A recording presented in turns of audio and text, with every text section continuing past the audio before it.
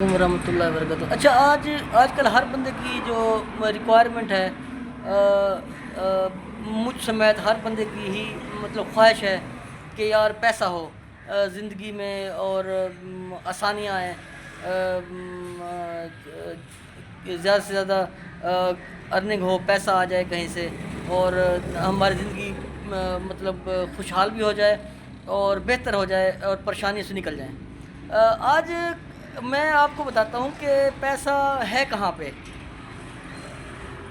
یہ میں نے بڑا اس بارے میں سوچا، دیکھا، اور لوگوں کی زندگی کے اوپر تھوڑا سا ریسرچ کی کہ یار یہ جو پیسہ، کئی لوگوں کے پاس پیسہ بہت ہے، اور کئی لوگوں کے پاس پیسہ نہیں ہے، اور میجورٹی ہماری 95% لوگوں کی یا 92% لوگوں کی یہی تو ہوتی ہے، یار کسی طرح کوئی پیسہ آ جائے اور زندگی کے ایام یا زندگی کے دن اچھے سے گزریں، آسانی سے گزریں۔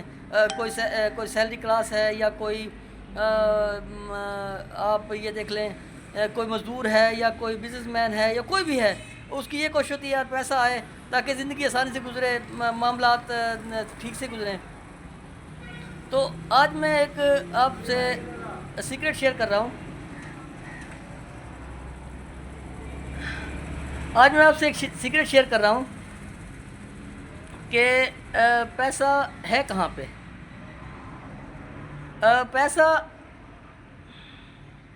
پیسہ ہے کہاں پہ؟ پیسہ اصل میں ہم سب لوگ ڈھونڈتے ہیں بھئی یار، تو کرتے ہیں بھی پیسہ زندگی میں آ جائے۔ پیسے کا آج میں آپ کو سب کو غور سے آپ نے سننا ہے جو میں بتانے لگا ہوں آپ کو۔ پیسہ ہے اللہ پاک کے گھر کے اندر، مساجد کے اندر۔ اب سب لوگ سوچ رہے ہوں گے یار یہ کیسے، یعنی مساجد میں پیسہ کیسے ہے؟ دیکھیں، بات یہ ہے کہ ہمارے علماء کرام نے بھی یہ بات نہیں بتائی۔ بہت کم علماء کرام ہیں جو اس بارے میں شاید ڈسکس کرتے ہوں گے، یا ہمارے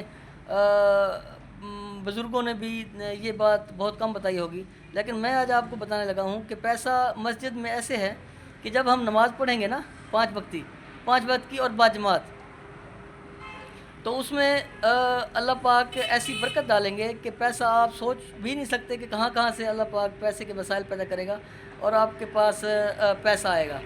اچھا، تو دیکھیں، کوئی 20 سال سے لگا ہوا ہے، کوئی 30 سال سے لگا ہوا ہے، کوئی 40 سال سے لگا ہوا ہے اسی محنت مشقت میں کہ پیسہ آئے۔ حالانکہ میں نے یہ جو ویڈیو بنانے سے پہلے میں نے کوئی 10 سے 15 لوگوں کے اوپر ذرا ریسرچ کی اپنے ایریا کے اندر، جو کہ کافی سکسیسفل لوگ ہیں، جن کے پاس آج پیسہ بھی ہے، گاڑیاں بھی ہیں، اور اچھا کھاتے پیتے ہیں۔ تو میں نے ان کے اوپر ریسرچ کی۔ میں نے جب ان کے اوپر ریسرچ کی تو مجھے یہ لگا کہ ان 10 یا 15 لوگوں کے اندر جو کامن چیز ہے، ان کے اندر جو کامن چیز ہے وہ نماز ہے۔ ان کے اندر جو کامن چیز ہے وہ نماز ہے۔ اس کی مثال میں آپ کو دیتا ہوں۔ ہمارے علاقے کے اندر ایک بستی ملوک کے اندر ایک صاحب ہیں، حاجی بشیر صاحب۔ ان کے بارے میں نے جب ریسرچ کیا تو وہ ایک انتہائی غریب آدمی تھے۔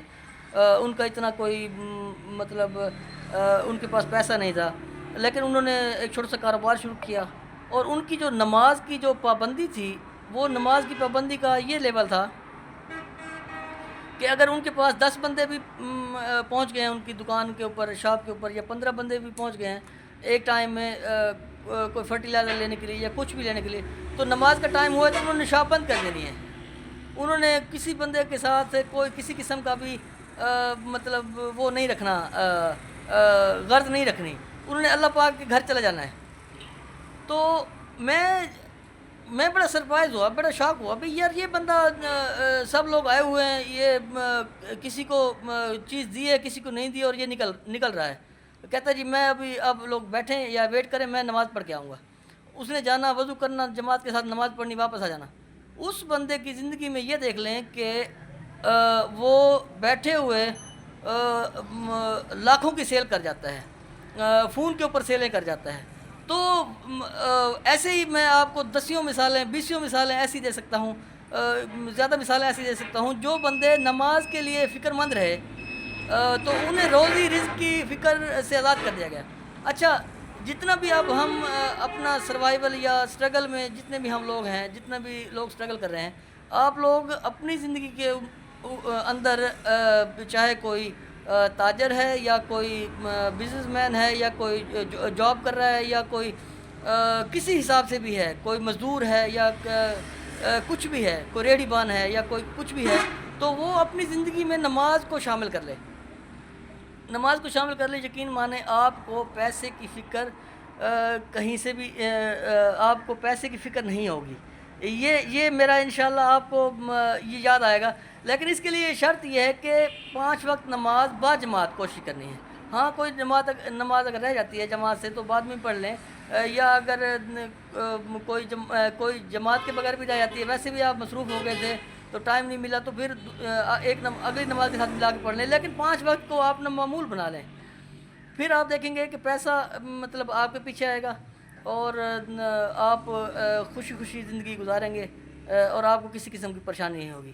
تو یہ جو پیغام ہے میرا، یہ سب لوگ ایک دوسرے سے شیئر بھی کریں اور ایک دوسرے کو بتائیں بھی صحیح، تاکہ اگر جتنے لوگوں کی زندگی میں اگر تبدیلی آئے گی، نماز پڑھیں گے تو اس کا ثواب ہم سب کو ہوگا.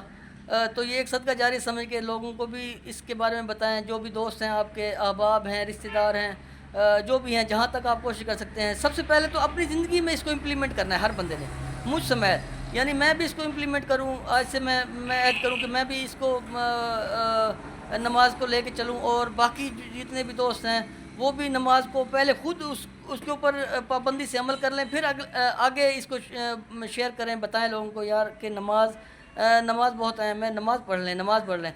اس سے آپ ایسے سمجھ لیں کہ جیسے نماز جو کے اندر مساجد کے اندر جو وہ رکھی ہوئی ہیں جائے نماز جو ہیں، ان کے نیچے پیسہ پڑا ہوا ہے.